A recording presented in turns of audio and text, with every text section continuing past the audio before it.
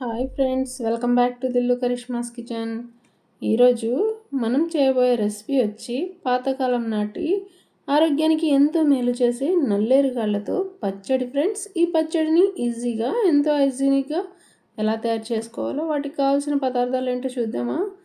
మనం నల్లేరుగాళ్ళ పచ్చడికి ముందుగా నల్లేరుగాళ్ళను తీసుకుని ఈ విధంగా శుభ్రంగా క్లీన్ చేసుకొని తీసుకోవాలి. సైడ్స్ దీనికి పీచులు నారలు లాంటివి ఉంటాయి ఫ్రెండ్స్. అవన్నీ చేతికి ఆయిల్ రాసుకొని బాగా శుభ్రంగా క్లీన్ చేసి తీసుకోవాలి. ఒక 2 కప్పుల వరకు తీసుకోవాలి. అలాగే ఇలా బాగా లేతగా ఉండే వాటిని తీసుకోవాలి.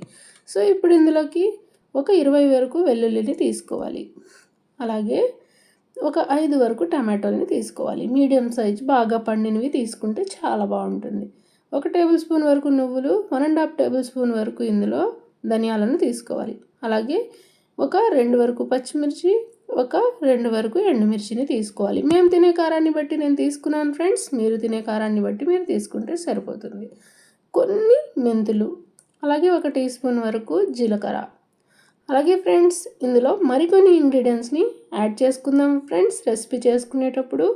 ఇప్పుడు ఆలస్యం చేయకుండా మన రెసిపీలోకి వెళ్ళిపోదామా. మరి మన నల్లేరుగల్ల పచ్చడి తయారు చేసుకోవడం కోసం ముందుగా ఈ విధంగా స్టవ్ పైన ఒక కడాయిని పెట్టుకుని అందులోకి 1 టేబుల్ స్పూన్ అంత ఆయిల్ని ఈ విధంగా యాడ్ చేసుకోవాలి. యాడ్ చేసుకుని ఆయిల్ కాస్త హీట్ ఎక్కిన తర్వాత మనం ముందుగా తీసుకున్న ఎండుమిర్చి, పచ్చిమిర్చి 2 కూడా తుంచి ఈ విధంగా వేసుకోవాలి. వేసుకుని వెంటనే మనం ముందుగా శుభ్రం చేసి పెట్టుకున్న నల్లేరుగళ్ళు ముక్కల్ని శుభ్రంగా ఈ విధంగా క్లీన్ చేసి వేసుకోవాలి.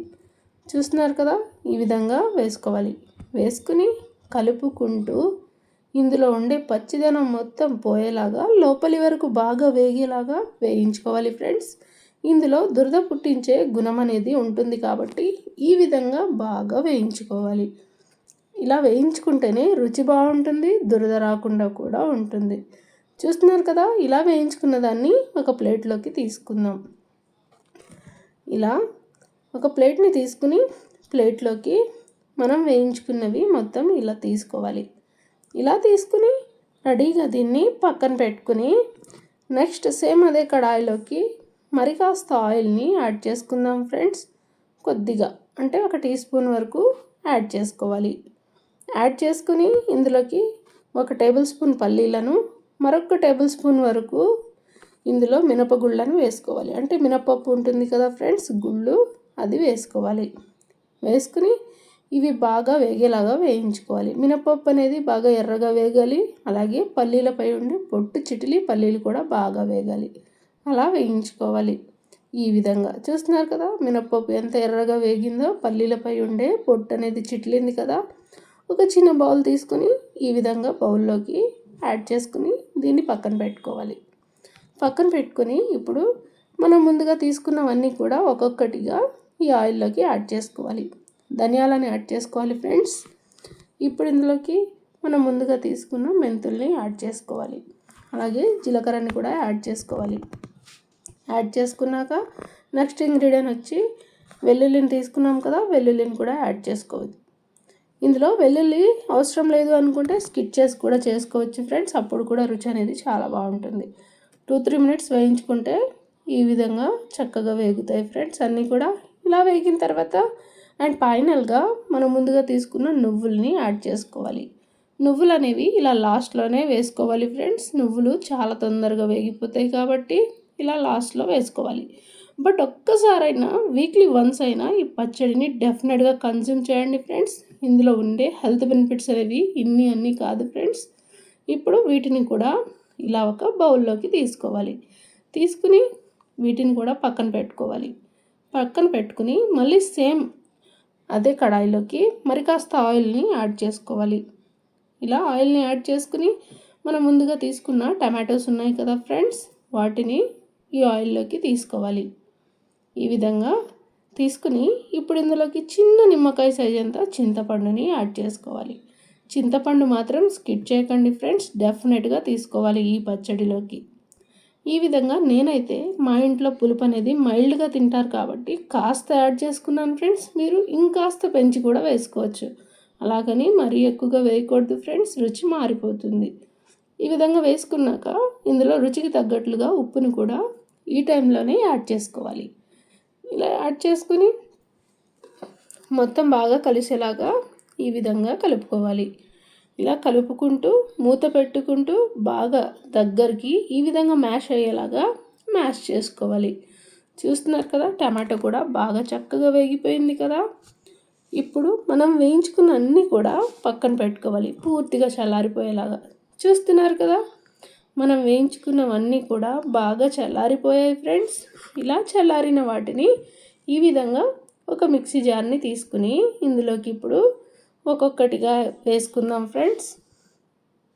ఇప్పుడు ఇది టైం టేకింగ్ ప్రాసెస్ అయినా కూడా ఫ్రెండ్స్, మీ దగ్గర రోల్ ఉంటే రోట్లో చేసుకోవడానికి డెఫినెట్గా ట్రై చేయండి ఫ్రెండ్స్. ఈ పచ్చడి అనేది రుచితో పాటు ఆరోగ్యానికి కూడా చాలా మంచిది. నేనైతే కాస్త తొందరలో చేస్తున్నాను కాబట్టి ఈ విధంగా మిక్సీ జార్లో చేసుకుంటున్నాను.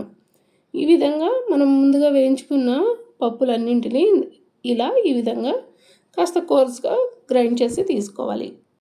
తర్వాత మనం ముందుగా నల్లేరుగాళ్ళను వేయించి పెట్టుకున్నాం కదా, ఎండుమిర్చి, పచ్చిమిర్చి, నల్లేరుకాళ్ళను కూడా వేయించుకున్నాం కదా ఫ్రెండ్స్, వాటిని యాడ్ చేసుకోవాలి. ఇలా రోట్లో అయినా సరే ఇలా 1 బై 1 వేసుకుంటూనే మనం దంచుకోవాలి ఫ్రెండ్స్. సో అప్పుడే రుచి అనేది చాలా బాగుంటుంది. ఈ విధంగా యాడ్ చేసుకుని ఇలా కాస్త కోర్స్గా మళ్ళీ గ్రైండ్ చేసి తీసుకోవాలి. నేనైతే మరీ పైన పేస్ట్ లాగా చేయడం లేదు ఫ్రెండ్స్, ఎందుకంటే రోట్లో చేసే రుచి రావాలి కాబట్టి కోర్స్గానే గ్రైండ్ చేసి తీసుకుంటున్నాను. పచ్చడి మొత్తం నేను అలానే గ్రైండ్ చేస్తాను. ఇప్పుడు ఫైనల్గా మనం ముందుగా ఆయిల్లో ఉడికించి పెట్టుకున్న టమాటోను కూడా యాడ్ చేసుకోవాలి. నేనైతే రుచికి తగ్గట్లుగా ఉప్పు టమాటోలోనే యాడ్ చేశాను కాబట్టి ఇప్పుడు యాడ్ చేయటం లేదు. చూస్తున్నారు కదా, టమాటోని కూడా తీసుకుని కాస్త బరకగా గ్రైండ్ చేసి తీసుకున్నామంటే టేస్టీ అండ్ ఎమ్మీ అయినా ఆరోగ్యానికి ఎంతో మేలు చేసి మన నల్లేరుగడ్డ పచ్చడి అనేది రెడీ అయిపోయింది ఫ్రెండ్స్. ఇప్పుడు కాస్త అన్నం తీసుకుని పచ్చడితో సర్వ్ చేసుకుందామా మరి. ఇలా కొద్దిగా అన్నం పెట్టుకుని పచ్చడిని కాస్త వేసుకుని అలాగే దానిపైన కాస్త నెయ్యి వేసుకుని తిన్నామంటే ఫ్రెండ్స్ రుచి చాలా చాలా బాగుంటుంది. అలాగే హెల్త్కి కూడా చాలా మంచిది. మన బోన్స్కి అలాగే మనం డైజెషన్ సిస్టమ్ అనేది ఇంప్రూవ్ అవ్వడానికి కూడా చాలా మంచిది ఫ్రెండ్స్. చాలామంది బోన్స్ ఫ్రాక్చర్ అయ్యి అలాగే చాలా కాలం నుంచి ఎన్నో నొప్పులతో బాధపడుతూ ఉంటారు. జాయింట్స్ పెయిన్స్ అనేవి చాలామందికి కామన్గా ఉండే ప్రాబ్లమే కదా ఫ్రెండ్స్. అలాంటి వాళ్ళకి వీక్లీ వన్స్ అయినా ట్రై చేశారంటే డెఫినెట్గా మంచి ఉపశమనం లభిస్తుంది ఫ్రెండ్స్. నేను చెప్పానని కాదు కానీ ఒక్కసారి మీరు గూగుల్లో నల్లేరుగాళ్ళ యొక్క బెనిఫిట్ ఏంటి అని సర్చ్ చేయండి ఫ్రెండ్స్, మీకే తెలుస్తుంది. పిల్లలకైతే డెఫినెట్గా ఇవ్వాల్సిన పచ్చడి ఫ్రెండ్స్. చాలామంది పిల్లలు అన్నం తినడానికి మారం చేస్తూ ఉంటారు కదా, అలాంటి పిల్లలకి ఒక్కసారి పెట్టామంటే చాలా చాలా బాగుంటుంది. సో మీరు కూడా డెఫినెట్గా ట్రై చేయండి. సో మీరు కూడా ట్రై చేశాక టేస్ట్ అనేది మీకు ఎలా వచ్చిందో డెఫినెట్గా కామెంట్ చేయండి ఫ్రెండ్స్. అలాగే ఈరోజు మనం చెప్పుకున్న రెసిపీ అనేది మీకు నచ్చినట్లయితే మా దిల్లు కరిష్మాస్ కిచెన్ని ఫాలో చేసి మీ ఫ్రెండ్స్ అండ్ ఫ్యామిలీకి డెఫినెట్గా షేర్ చేయండి ఫ్రెండ్స్. మరో మంచి రెసిపీతో మళ్ళీ కలుద్దాం. Thanks for watching friends.